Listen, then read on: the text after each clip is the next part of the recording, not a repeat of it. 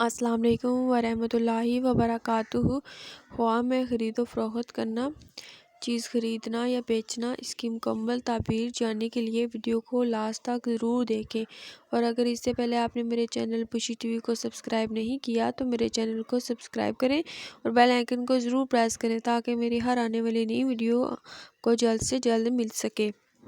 خواب میں قرآن پاک فروخت کرنا اس بات کا اشارہ ہے کہ اس کا دین اس کے نزدیک حقیر ہے اور اس نے خود کو ذلیل و حقیر کیا۔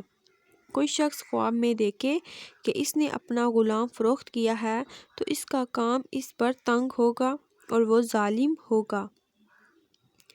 اگر کوئی خواب میں دیکھے کہ اپنی بیوی کو بیچا ہے تو اس کی حرمت اور بزرگی زائل ہوگی اور وہ بدنام ہوگا۔ لیکن اگر اس عورت کے سوا جو اس نے فروخت کی ہے وہ اس کی بیوی ہو، اس کی پھر بہتری ہوگی۔